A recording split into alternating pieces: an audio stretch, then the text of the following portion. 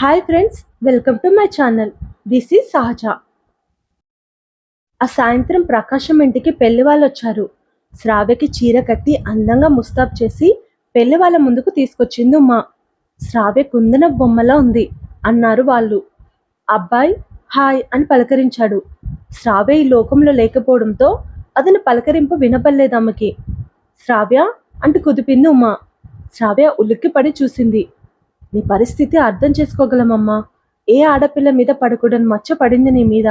నువ్వేం భయపడకమ్మా, ఈ పెళ్లి కానీ అంత సర్దుకుంటుంది అని చెప్పింది పెళ్ళికొడుకు తల్లి. ప్రకాశం ఉమా ఆనందపడ్డారు. రేపు మంచి ముహూర్తం ఉందంట, ఎంగేజ్మెంట్ పెట్టుకుందాం అన్నారు పెళ్లి వాళ్ళు. సరే అనేశాడు ప్రకాశం. శ్రావ్య గుండె వణికిపోయింది. అమ్మాయిని తీసుకెళ్ళండి అనగానే శ్రావ్య రూమ్లోకి వచ్చి నగలన్నీ డ్రెస్సింగ్ టేబుల్ మీద విసిరేసి బోరున ఏడ్చింది. శ్రావ్య మళ్ళీ వంశీకి ఫోన్ చేసింది. లిఫ్ట్ చేయలేదు. రేపు నా ఎంగేజ్మెంట్ అని వాయిస్ మెసేజ్ పెట్టింది శ్రావ్య. రిప్లై లేదు. శ్రావ్య కోపంగా ఫోన్ని బెడ్ మీదకి విసిరేసి మోకాలిలో మొహం దాచుకుని ఏడ్చింది. రాత్రి 9 కావస్తుంది. బయట హోరున వర్షం కురుస్తుంది. ఉమ్మ శ్రావ్య గది తలుపు తట్టింది. ఏడ్చి ఏడ్చి అలసటగా పడుకున్న శ్రావ్య తలుపు చప్పుడుతో లేచి తలుపు తీసింది. చీరలోనే పడుకున్నావా అని అడిగింది ఉమా. హెడ్డెక్గా ఉంది, పడుకున్నా అంది శ్రావ్య. సరే వచ్చి భోజనం చెయ్యి అనంది ఉమా. చీర మార్చుకొని వస్తాను అంది శ్రావ్య. తర్వాత మార్చుకుందులే, ముందు అన్నం తిను, నాన్న నీ కోసం వెయిట్ చేస్తున్నాడు అంటూ శ్రావ్య చేయి పట్టుకొని డైనింగ్ టేబుల్ దగ్గరికి తీసుకెళ్ళింది ఉమా. తినాలని లేకపోయినా అమ్మ నాన్న కోసం అన్యమనస్కంగా తినేసి శ్రావ్య తిరిగి రూమ్లోకి వెళ్తుంటే కాసేపు కూర్చో అమ్మా అన్నాడు ప్రకాశం. శ్రావ్య కూర్చుంది. తండ్రి పెళ్లి వాళ్ళ కుటుంబం గురించి, పెళ్లికి జరగబోయే ఏర్పాట్ల గురించి చెప్తుంటే శ్రావ్య నవ్వు నటిస్తూ అని తలూపింది. రాత్రి 10 అవుతుంది, వెళ్ళి పడుకో అమ్మా అంటూ ప్రకాశం తన రూమ్లోకి వెళ్ళాడు. ఉమ మెయిన్ డోర్కి గడియ పెట్టి చీర మార్చుకొని పడుకో అంటూ రూమ్లోకి వెళ్ళిపోయింది. శ్రావ్య గదిలోకి వచ్చి చీర మార్చుకోకుండా కిటికీ దగ్గర నిలబడి బయట కురుస్తున్న వర్షాన్ని చూస్తుండిపోయింది. కాసేపటికి గేట్ చప్పుడు వినిపించడంతో ఉలిక్కిపడి చూసింది శ్రావ్య. ఎవరో గేట్ తీసుకొని లోపలికి వస్తున్నారు.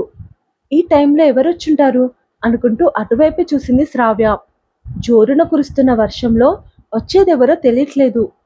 శ్రావ్య మెయిన్ డోర్ తీసి బయటకు వచ్చి చూసింది. ఎవరో అబ్బాయి అని తెలుస్తుంది. ఎవరు అని పిలిచింది. పలకలేదు. అతను ముందుకొస్తున్నాడు. శ్రావ్య భయం వేసి లోపలికి వెళ్ళబోతుంటే క్షణంలో ఆమె కళ్ళలో ప్రింట్ అయిన ముఖం మెదల్లో మెరిసేసరికి ఆగిపోయి వెనక్కి తిరిగి చూసింది. వంశీ. ఆమె పెదవులు అతని పేరును ఉద్వేగంగా పలికాయి. శ్రావ్య వర్షంలో పరిగెత్తుకుంటూ వంశీ ముందుకు వెళ్ళింది. ఆమె కన్నీళ్లు వర్షంలో కలిసిపోయినా ఆమె ఏడుస్తుందని ఆమె కళ్ళే చెప్తున్నాయి. భుజాన బ్యాగ్తో నిండుగా తెచ్చి ముద్దైపోయాడు వంశీ. శ్రావ్యని చూస్తున్న వంశీ కళ్ళల్లో కలిగే ఉద్వేగం స్పష్టంగా తెలుస్తుంది. వంశీ శ్రావ్య చెక్కిళ్లను పట్టుకొని ఆమె కళ్ళలోకి ప్రేమగా చూస్తూ ఐ లవ్ యూ అంటూ తన పెదవులతో ఆమె పెదవులను అందుకున్నాడు. ఇద్దరి శ్వాస ఏకమైంది. వంశీ తన పేదాలలో ప్రేమంతా నింపుకొని ఆమెకు అందిస్తుంటే ముద్దులోని అతని ప్రేమని ఆనందంగా ఆస్వాదిస్తుంది శ్రావ్య. వర్షంలో తొలి ముద్దులోని మాధుర్యాన్ని ఇద్దరు మనసారా అనుభూతి చెందుతున్నారు. వంశమ్మ పెదవులను వదిలి శ్రావ్యని గట్టిగా కౌగలించుకున్నాడు. శ్రావ్య అతని గుండెల మీద తలవాల్చి బోరున ఏడ్చేసింది. నేను వచ్చాను, ఇక అంతా నేను చూసుకుంటాను అంటూ అమ్మ తలని తన గుండెకి అదిమి పట్టుకున్నాడు వంశీ. శ్రావ్య ఒక్క ఉదుటున వంశీని వదిలేసి ఏడుస్తూ అతనిని కోపంగా చూసింది. ఎన్నిసార్లు ఫోన్ చేశాను నీకు, ఎందుకు లిఫ్ట్ చేయలేదు? ఈ 4 రోజుల్లో నేను ఎంత నరకం అనుభవించానో తెలుసా? నా బాధను చెప్పుకోవడానికి నువ్వు లేవు అంటూ ఏడుస్తున్న శ్రావ్యని వంశీ హత్తుకొని ఐఎమ్ సారీ అన్నాడు బాధగా. నీ బోడి సారీ నాకేం వద్దు, ఇప్పుడు ఎందుకు వచ్చావు ఇక్కడికి, వెళ్ళిపో అంటే అతనిని నెట్టేసింది శ్రావ్య. నువ్వెలాగోలా పెళ్లి చూపులు చెడగొడతావని రిప్లై ఇవ్వలేదు. పెళ్లి చూపులు చెడిపోయినట్లు కవిత నాతో చెప్పింది. నువ్వే ఏదో చేసి ఆపావు కదా అని అడిగాడు వంశీ. శ్రావ్య కోపంగా వంశీ చేతుల మీద కొట్టేసింది. శ్రావ్య ఆగు ప్లీజ్ అంటామని ఆపి శ్రావ్య కళ్ళలోకి చూస్తూ ఏమైంది అని అడిగాడు వంశీ. శ్రావ్య జరిగిందంతా చెప్పింది. నన్నందరు ఎంత చీప్గా చూస్తున్నారో తెలుసా?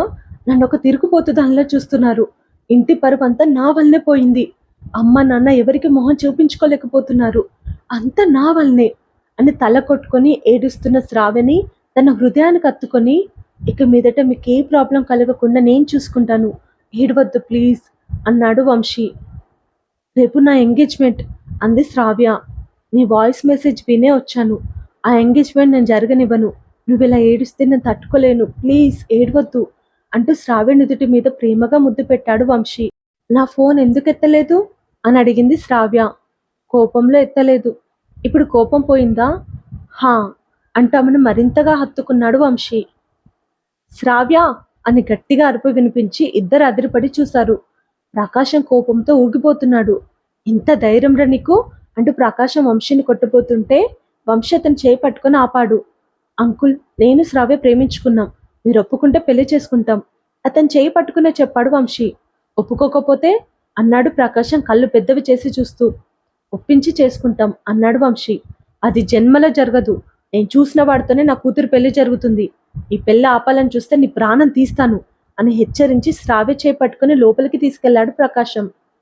వంశీ చాలా మంచివాడు నాన్న, అతనంటే నాకు చాలా ఇష్టం, ప్లీజ్ నాన్న మా పెళ్లి కొప్పుకో అని శ్రావ్య ప్రాధేయపడుతుంటే, నోర్ముయ్, ఇప్పటికి ఇంటి పరువు తీసింది చాలు, ఇంకా తీయాలని చూస్తే నేను మీ అమ్మ ప్రాణాలతో ఉండం అని బెదిరించాడు ప్రకాశం. ఆ మాటకి శ్రావ్య కింద కూలబడి రోధించింది. శ్రావ్య గదిలోకొచ్చి వంశీ కోసం కిటికీ నుండి బయటకు చూసింది. అతను ఎక్కడ కనిపించలేదు. ఎక్కడికి వెళ్ళుంటాడు అనుకుంటూ కిటికీ నుండి తొంగి తొంగి చూస్తున్న శ్రావ్య హాయ్ అంటూ ఒక్కసారిగా ముందుకొచ్చిన వంశీని చూసి హడలెత్తిపోయింది. గట్టిగా అరవబోయి నోటిని చేత్తో కప్పేసుకొని అరుపుని మింగేసింది. వర్షంలో ఎలా ఉంటావు వంశీ అమాయకంగా అడిగింది శ్రావ్య. తడుస్తూ అన్నాడు చేతులు పక్కకి చాచి. వర్షంలో తడిస్తే నీకు జ్వరం వస్తుందా అని అడిగింది అంతే అమాయకంగా. జ్వరం కాదే, చచ్చిపోతాను వర్షంలో తడిస్తే. మరెలా వంశీ? స్క్రూ డ్రైవర్ ఉంటే తీసుకురా అన్నాడు వంశీ. సరే అంటూ తీసుకొచ్చి ఏం చేయాలి దీంతో అని అడిగింది. నా తల పగలగొట్టవే, పీడ పోతుంది. కిటికీ నుండి నీ తల అందట్లేదు వంశీ. అందిత పగలగొడతామనే నా తల్లే. జోక్స్ ఆపి ఏం చేయాలో చెప్పు వంశీ అంది శ్రావ్య. ఆ గ్రిల్స్ తీ అని చెప్పాడు వంశీ. సరే అంటూ వంశీ చెప్పినట్లు చేసి గ్రిల్స్ తీసేసింది. వంశీ లోపలికి జంప్ చేసి గ్రిల్స్ పెట్టి కిటికీ మూసేశాడు. నాన్న నిన్ను ఇక్కడ చూస్తే చంపేస్తాడు భయంగా అంది శ్రావ్య. నిన్నా నన్నా ఇద్దరిని అంటూ టవల్తో వంశీ తల తుడుస్తుంది శ్రావ్య. సరే కానీ నాకు ఆకలిస్తుంది, మెసేజ్ చూసి హడావిడిగా వచ్చేసా, తినడానికి ఏమైనా తీసుకొని రా అన్నాడు వంశీ. సరే నువ్వు ఇక్కడే ఉండు, హాల్లోకి అస్సలు రావద్దు, ఈలోగా డ్రెస్ మార్చుకో అని చెప్పి శ్రావ్య మెల్లిగా కిచెన్లోకి వెళ్ళింది. తినడానికి ఏం లేకపోవడంతో 2 minutes నూడిల్స్ చేస్తూ భయం భయంగా వెనక్కి చూస్తుంది. అమ్మ నాన్న వస్తారేమోనని. ప్యాకెట్ మీద 2 నిమిషాలు రాస్తారు, కానీ 10 నిమిషాలకు ఉడికి చేస్తుంది. అమ్మ నాన్న చూస్తే నా పని అవుట్ అని టెన్షన్ పడుతుంది శ్రావ్య. అమ్మయ్య అయిపోయింది అనుకుని నూడిల్స్ని ప్లేట్లో పెట్టి వాటర్ బాటిల్ తీసుకొని గదిలోకి వచ్చింది శ్రావ్య. తడిచిన బట్టలతో ఉన్న వంశీని చూసి ఇంకా డ్రెస్ మార్చుకోలేదేంటి, జ్వరం వస్తుంది వంశీ అంది శ్రావ్య. కారణం ఉంది అన్నాడు వంశీ. ఏ కారణం? కాసేపట్లో నీకు తెలుస్తుందిలే అంటూ వంశీ ప్లేట్ లాక్కొని ఆవురావురమని తింటుంటే ఎంత ఆకలితో ఉన్నాడో అనుకుంటూ దారిలో ఏమైనా తిని రావచ్చుగా వంశీ అని అంది శ్రావ్య. నిన్ను చూసే వరకు నా మనసులో లేదు, ఇంకేం తింటాను చెప్పు అన్నాడు వంశీ. ఇంకా తీసుకురానా అని అడిగింది శ్రావ్య. వద్దు, ఇట్స్ ఎనఫ్ అన్నాడు వంశీ. ప్లేట్ తీసుకొని కిచెన్లోకి వచ్చి అనుమానం రాకుండా అన్ని కడిగేసి కదులుతుంటే ఎదురుగా ఉన్న ప్రకాశాన్ని చూసి అదిరిపడింది శ్రావ్య. ఇక్కడేం చేస్తున్నావు అని అడిగాడు ప్రకాశం. వాటర్ తాగడానికి వచ్చాను నాన్న అని చెప్పింది శ్రావ్య. ఫ్రిడ్జ్ హాల్లో ఉంది అన్నాడు ప్రకాశం. ఏదో చప్పుడైతే చూద్దామని వచ్చాను అని చెప్పింది శ్రావ్య. సరే వెళ్ళు అన్నాడు ప్రకాశం. శ్రావ్య గదిలోకి వెళ్తుంటే ప్రకాశం అనుమానంగా ఆమె వెనకాలే వచ్చాడు. ఏంటి నాన్న? కంగారు పడిపోతుంది శ్రావ్య. తల నొప్పిగా ఉంది, ఈ రూమ్లో జండుబామ్ ఉందేమోనని అని అన్నాడు ప్రకాశం. నేను చూస్తాను అంది శ్రావ్య. నేనే వచ్చి చూస్తాను అంటూ లోపలికి వచ్చాడు ప్రకాశం. శ్రావ్య భయంగా కళ్ళు మూసుకుంది. ఉలుకు పలుకు లేకపోవడంతో శ్రావ్య కళ్ళు తెచ్చి చూసింది. రూమ్లో ఎవరూ లేరు. వంశీ ఎక్కడికి వెళ్ళుంటాడు అనుకుంటూ కళ్ళతో చుట్టూ వెతికింది శ్రావ్య. ప్రకాశం కర్టన్ వెనకాల, బెడ్ కింద, కబోర్డ్లో, వాష్రూమ్లో అంతా వెతికి వంశీ లేడని కన్ఫర్మ్ చేసుకుని త్వరగా పడుకో, రేపు పొద్దుననే ఎంగేజ్మెంట్ అని శ్రావ్యకి చెప్పి వెళ్ళిపోయాడు. ఎక్కడికి వెళ్ళిపోయా వంశీ అనుకుంటూ శ్రావ్య కూడా కర్టెన్ వెనకాల, బెడ్ కింద, కబోర్డ్లో, వాష్రూమ్లో అంతా వెతికి ఎక్కడికి మాయమయ్యా వంశీ అని అంది. ఇక్కడికి అన్నాడు వంశీ కిటికీ బయట నుండి.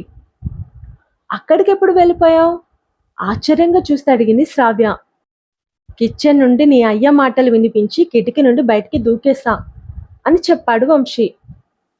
వర్షంలో తడిచిపోతున్న వంశీ లోపలికొచ్చాయి అంది శ్రావ్య.